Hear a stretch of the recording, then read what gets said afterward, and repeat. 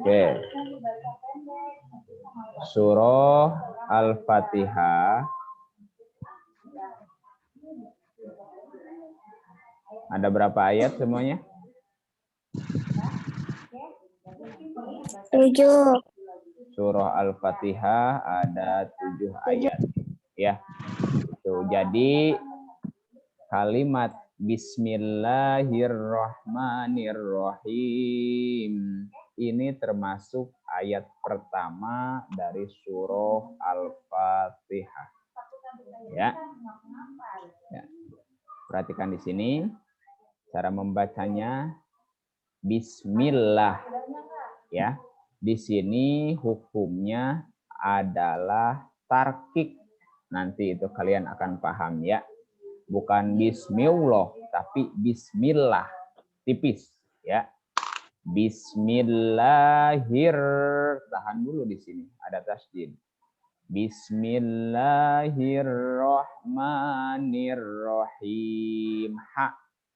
Beda dengan ha. Ya.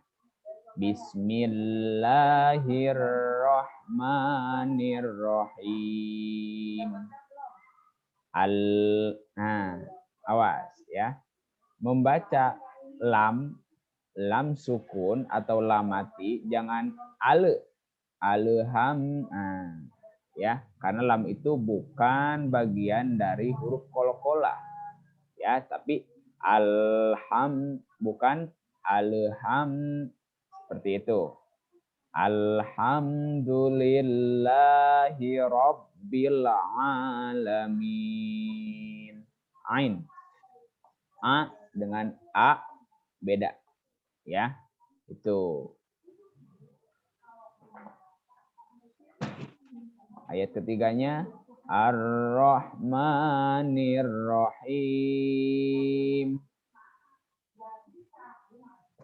Maliki yaumiddin. Yau bukan yau ya. Maliki yaumiddin. Ya. Nah, ini nih kemarin ya. Nah, ini namanya alif lam samsiah. Jadi kalau ada alif lam, kemudian ada tasdid di sini, dibacanya bukan yaumildin, tapi yaumiddin. Nah, ini yang kemarin disebutkan dengan alif lam syamsiah. Ya, beda dengan ini robbil a. Nah, jadi robbil di sini ada sukun di atas alif lamnya. Itu dinamakan alif lam qamariyah. Jadi lamnya ada dibaca. Robbil alamin. Kalau ini seperti Ar-Rahman, Ar-Rahim, Yaumiddin. Lamnya ada, alif lamnya, tapi kan tidak dibaca. Ya. Itu cirinya ada tasjid di situ, ya. Ayat kelima, iya. Awas, bukan iya karena budu wa iya karena stain, tapi ada tasjid.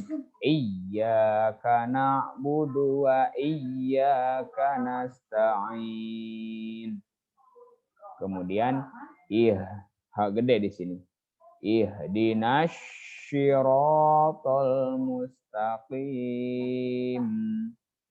Ihdinas syiratal mustaqim. Syiratal ladzina an'amta 'alaihim ghairil maghdubi 'alaihim waladdallin.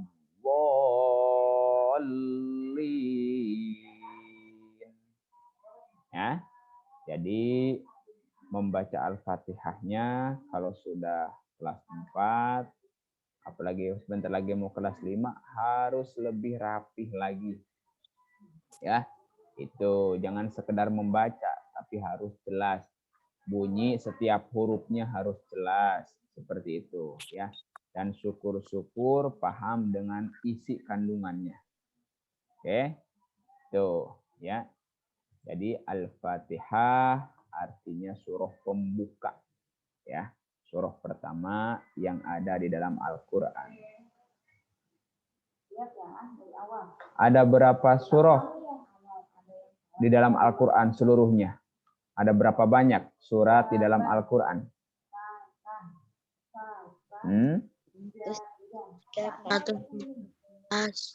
Ada 114 ya. Kalau susunan yang sekarang diawali dengan Al-Fatihah dan diakhiri dengan surah An-Nas. Nah, ini ya. Itu. Dan mumpung di bulan Ramadan, perbanyak membaca Al-Qur'an ya. Karena bulan Ramadan disebut juga Syahrul Qur'an yang kemarin sudah dibahas ya. Di bulan Ramadan Al-Qur'an diturunkan itu tepatnya tanggal 17 Ramadan. Makanya nanti setiap tanggal 17 atau pertengahan Ramadan akan ada yang namanya peringatan Nuzulul Quran biasanya. Baik itu di masjid maupun di musola atau majelis taklim, biasanya suka diadakan yang namanya Nuzulul Quran, peringatan diturunkannya Al-Quran seperti itu. Ya, berapa lama Al-Quran diturunkan? Kemarin selama 22 tahun, 2 bulan, 22 hari. Kalau digenapkan kurang lebih 23 tahun begitu saja. Ya. Oke. Alhamdulillah. Coba kita langsung sambung saja ke pelajaran akidah. Coba. Sudah disiapkan buku akidahnya?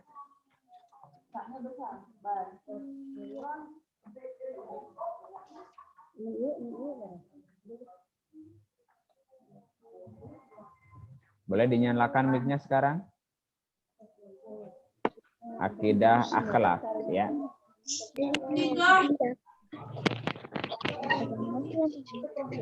Bab terakhir itu tentang ada bertamu dan berteman. Perasaan sudah ya? Tahu. Yang halaman 120.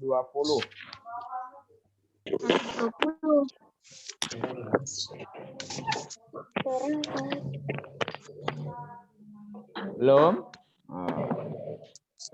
Kata Muhammad belum, Pak. Berarti, Belum, Pak.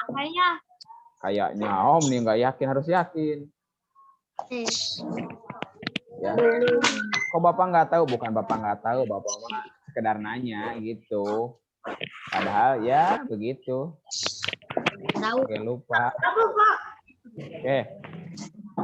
Kemarin berarti baru sampai bab menghindari sifat munafik ya.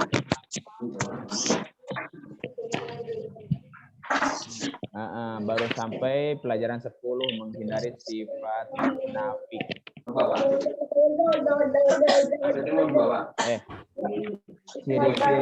Ciri-ciri orang munafik ada berapa?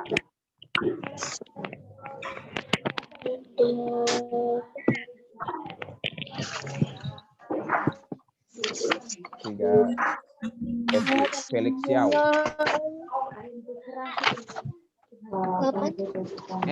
Ciri-ciri orang munafik ada berapa?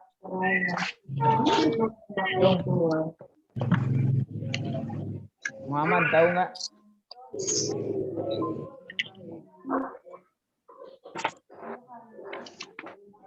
Ada 3, Pak. Ada 3 kata Chandra, suara Chandra itu. Ada 3, Pak. Yang pertama apa?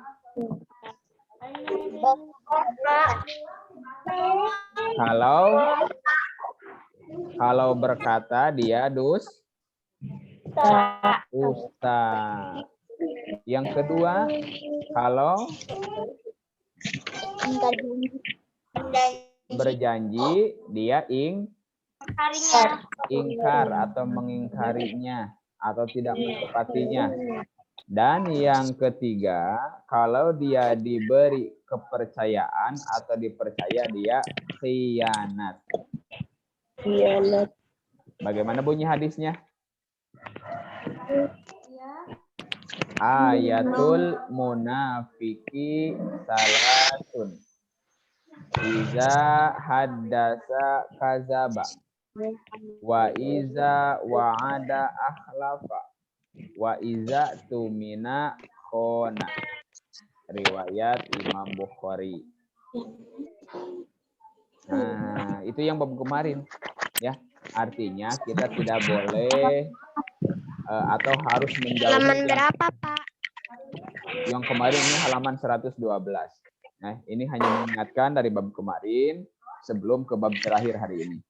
Ya, jangan sampai kita menjadi orang yang suka berdusta, berbohong, tidak jujur.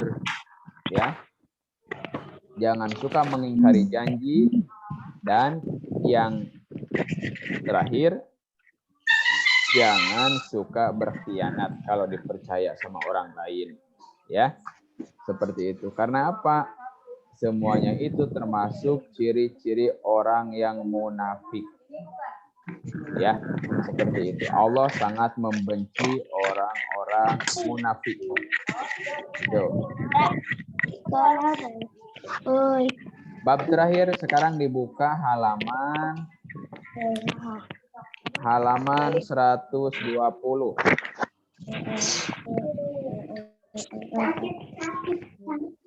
Halaman 120.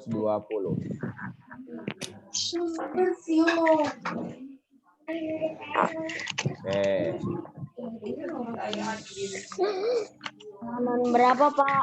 Halaman 120, pelajaran 11, ada bertamu dan berteman. Disiapkan stabilonya atau pensilnya.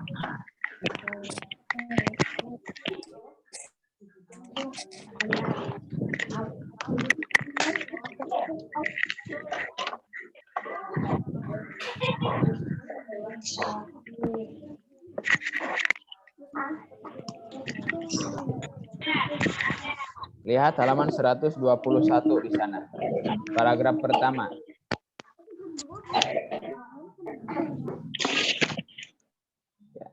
Sebagai makhluk sosial, manusia tidak dapat hidup sendiri dan butuh orang lain untuk bertahan hidup.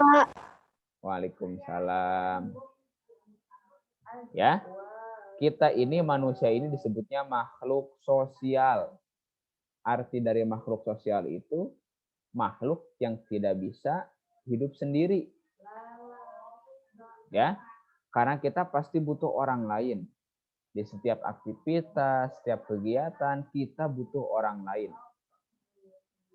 Ya, seperti itu. Kalau ada apa-apa kan kita perlu bantuan dari orang-orang lain. Ya. Seperti tukang dagang pun ya, berbeda-beda. Nggak bisa semuanya tukang beras semua. Tukang ikan semua. Ya, beragam. Ada tukang beras, ada tukang ikan asin, ada tukang sayur, dan lain sebagainya. Ya, semuanya itu untuk saling melengkapi, ya, karena semuanya saling membutuhkan. Ya, tukang beras mau makan, dia ada beras tapi nggak ada lauk, pasti nyari tukang lauk. Ya, beli tempe di tukang tempe, beli tahu di tukang tahu. Itu. Begitupun tukang tahu kalau mau makan nggak mungkin tahu saja. Ya, dia butuh tukang beras, nyari beras, beli di tukang beras dan lain sebagainya. Ya, itu sekali lagi kita ini adalah makhluk sosial yang butuh orang lain. Ya, nggak bisa kita hidup sendiri kayak Tarzan. Tarzan pun kan butuh orang lain, butuh teman. Ya, itu Tarzan yang hidupnya di hutan, dia pun nggak bisa sendiri. Ada King Kong, ada apa namanya, monyet, ada harimau untuk dijadikan temannya. Seperti itu. Ya. Jadi artinya apa? Ya kalau kita selalu butuh dengan orang lain, artinya kita harus selalu baik hubungannya dengan orang lain. Ya. Itu, jangan suka menebar kebencian, menebar permusuhan. Karena apa? Ya, kalau orang sudah tidak suka dengan kita, benci dengan kita, ya, ya kita akan dihindari, dijauhi. Ketika kita butuh pertolongan, ya, kita kemana? Kalau sudah ada sudah tidak ada lagi orang yang mau berteman dengan kita. Seperti itu, ya. Makanya kita harus senantiasa berbuat baik dengan siapapun. Bukan hanya dengan dengan manusia saja, ya. Dengan lingkungan, dengan tumbuhan, dengan hewan, ya. Nabi kan mengajarkan kepada kita, ya. Itu jangan suka merusak lingkungan, ya. Itu kalau punya tanaman, punya pohon di sekitar rumah dirawat, ya. Karena kita membutuhkan yang namanya tumbuhan, ya. Itu kita butuh air. Air dari mana? Air banyak disimpan di tumbuhan, ya. Seperti itu. Nah, silakan lihat yang dekat rumahnya banyak pohon, pasti kan adem, sumurnya tidak kering. Tapi kalau rumahnya nggak ada pepohonan, nggak ada tanaman-tanaman, ya gersang. Apalagi lagi puasa begini kan, panas banget. Ya, seperti itu. Halaman 122. Ada bertamu. Ada bertamu. Ya. Bertamu, berkunjung ke rumah teman, ke rumah saudara, ke rumah siapapun. Ya, itu. Ada adab-adabnya. Dalam Islam tidak sembarangan. Semuanya sudah diatur. Meskipun misalnya di rumah teman sendiri, Pak, ini udah teman dari kecil, tetap yang namanya kita berkunjung ke rumahnya, posisi kita adalah sebagai tamu. Itu. Ya. Apa yang harus diperhatikan? Yang pertama, karena kita sebagai muslim, maka harus mengucapkan salam. Ya. Datang ke rumah orang, assalamualaikum. Itu. Waduh. 10 menit menuju N. Ya. Sekali lagi, yang pertama mengucapkan salam. Di sana ada firman Allah, Quran surah An-Nur ayat 27, bisa dilihat semuanya. Ya ayyuhallazina amanu la tadkhulu buyutan ghairu buyutikum hatta tastanisu wa tusallimu ala ahliha. Zalikum khairul lakum la'allakum tazakkarun. Wahai orang-orang yang beriman, janganlah kamu memasuki rumah yang bukan rumahmu sebelum meminta izin dan memberi salam. Assalamualaikum. Ya, seperti itu. Sebelum dan memberi salam kepada penghuninya, kepada orang yang punyanya maksudnya. Karena yang demikian itu lebih baik bagimu agar kamu selalu ingat. Ya, jangan lupa. Dan salam juga doa, kan sudah dibahas ya di awal-awal bab. Itu. Ya. Ucapkan assalamualaikum, Pak.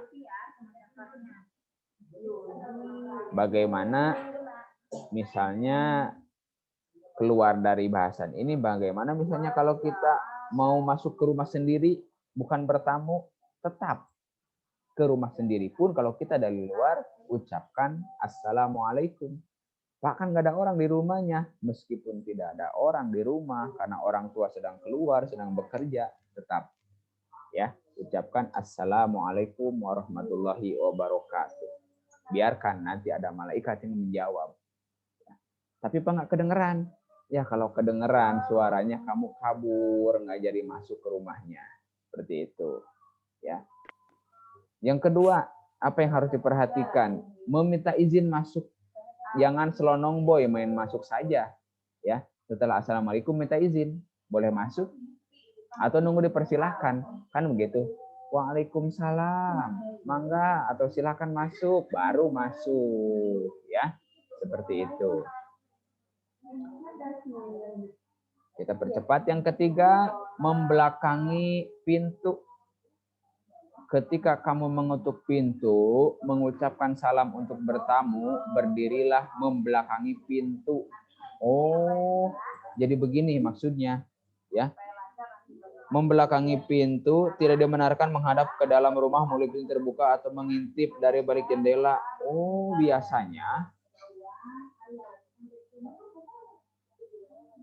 biasanya kalau kita ngetok rumah orang justru suka ngintip-ngintip ya. Suka ditoong gitu tah. Ini ada orangnya apa enggak? Ternyata itu teh tidak boleh. Jadi ketika kita mengetuk pintu, tok tok tok, assalamualaikum, kita buru-buru berbalik. Ya, jangan menghadap ke pintu terus. Takutnya yang di rumah ketika dibuka lagi tidur atau lagi sedang apa gitu, rumahnya belum rapi, takut malu maksudnya. Ya, kalau selama ini kadang-kadang bapak juga begitu. Ya, assalamualaikum teh diem di depan pintu. Ya, kadang-kadang di intip lewat jendela. Ya, ada orang apa tidak? Ternyata itu tidak baik, tidak boleh. Ya, itu karena lihat di sini ya, saat berkata seseorang berdiri di depan pintu Rasulullah sambil menghadap ke dalam rumah, ia bermaksud minta izin. Kemudian Rasulullah Shallallahu Alaihi Wasallam berkata, seharusnya kamu itu begini atau begitu. Maksudnya begini begitu. Tadi diajarkan ya, setelah mengetuk assalamualaikum itu jangan menghadap terus ke pintu, kita membelakangi pintu. Nah, gitu maksudnya ya. Oh, jadi ada ilmu baru yang selama ini belum tahu. Kalau kalian mengetuk pintu ke rumah orang menghadap pintu, kalau mengetuknya menghadap, ya. Tapi setelah mengetuk kita buru-buru balik badan, ya. Itu seperti itu. Yang keempat, bertamu tidak lebih dari 3 hari. Jangan lama-lama, ya. Bukan pindahan, bukan numpang tidur, ya, numpang makan. Jadi bertamu itu tidak boleh lebih dari 3 hari. Ya. Apabila kamu bertamu sebaiknya tidak melebihi 3 hari. Rasulullah ya bersabda, barang siapa beriman kepada Allah dan hari akhir, hendaklah ia memuliakan tamunya. Kewajiban menerima tamu 3 hari. Apabila lebih dan maka ini adalah sedekah. Oh, apabila ada tamu ke rumah kita, ya 1, 2, 3 hari itu kita menghormati tamu, ya, kita memberikan tidur, tempat tidur, makanan dan sebagainya. Itu memang kewajiban kita memuliakan tamu. Bagaimana kalau lebih dari 3 hari? Itu sudah dihitungnya sedekah, ya. Jadi semua yang kita berikan itu Allah nilai sebagai sedekah. Bukan berarti tidak boleh lebih dari 3 hari, silahkan saja, ya. Itu. Tapi adab-adabnya, ya kalau di rumah saudara sendiri atau rumah nenek sendiri, kadang-kadang kan kita lama gitu nginep malah seneng, ya. Itu. Tapi kalau hanya teman biasa, maksudnya ya kita harus tahu ini teman datang kita itu senang atau tidak. Ya, kadang-kadang kalau lagi mungkin di rumahnya ada masalah atau sedang sibuk apa, itu kita harus paham. Wah, kita datang ke rumah teman lagi sibuk, ya. Jangan kelamaan, ya. Karena teman kita sedang sibuk, kita buru-buru, ya, buru-buru pamit, itu jangan sampai mengganggu. Nanti kalau sudah santai, baru kita boleh datang lagi. Seharusnya begitu, ya. Udah tahu teman lagi sibuk, lagi ada kerjaan, kita terus saja, ya. Itu. Yang kelima, kembali pulang ketika tuan rumah tidak mengizinkan masuk. Nah ini, ketika kita datang kemudian tidak diizinkan untuk masuk, aduh mohon maaf hari ini saya sedang sibuk atau sedang ada acara keluarga, ya, atau sedang ada sesuatu di rumahnya, kita jangan memaksa, ya. Di sini kita kembali pulang buru-buru, jangan memaksakan diri dan izin untuk masuk ke rumahnya, itu tidak boleh, ya. Meskipun katanya tamu itu adalah raja, ya, tapi dalam hal ini harus tahu diri, ya. Kita harus tahu kondisi rumah yang mau kita datengin. sedang santai atau tidak, welcome atau tidak menerima kita. Kita harus paham. Ya. Itu. Yang terakhir, lihat halaman 124, tidak memandang seluruh ruangan dengan penuh kecurigaan. Ya. Ketika kita masuk ke rumahnya, silahkan duduk saja di kursi. Jangan pas masuk itu ke dapur, kemana, kamar mandi dilihat, ke setiap ruangan dilihat, sampai ke kamar-kamar tidur dilihat, tidak boleh. Ya, itu. Jadi cukup duduk saja. Duduk saja di ruang tamu, ya jangan lihat sana lihat sini penuh kecurigaan. Itu adab-adab yang harus diperhatikan, ya. Itu. Setelah adab bertamu, kalian bisa dibaca di sana adab berteman. Ya. Itu. Sudah diatur semuanya bagaimana cara kita bertamu, bagaimana cara kita berteman. Ya, teman, sahabat, sohib, friend, ya, atau bahasa sekarang mah apa? Bahasa-bahasa gaul sekarang itu. Ya, itu. Yang pertama, di antara adab berteman itu, satu, menunjukkan rasa gembira ketika bertemu. Ketika, apalagi sekarang kan jarang ketemu sama teman. Jadi ketika bertemu dengan teman itu harus gembira. Ya, harus senang. Itu, jangan malah sedih atau menghindar, atau malah lari ketemu teman, itu tidak boleh. Ya, itu nanti teman curiga, kenapa ya si Nafis kok bertemu itu malah langsung lari, ya kayak nggak suka sama saya misalnya, ya malah jadi suuzon kesananya ya. Yang kedua, ucapkan salam dahulu dengan ucapkan salam, assalamualaikum, ya itu bukan halo bro, sehat bro, ya boleh-boleh saja ya dengan teman silahkan. Tapi yang pertama kali tetap ucapkan assalamualaikum dulu karena kita muslim ya. Yang ketiga, ramah dan lapang dada ketika duduk bersama. Tetap ya harus ramah. Kalau kita melakukan sesuatu yang khilaf, buru-buru minta maaf ya.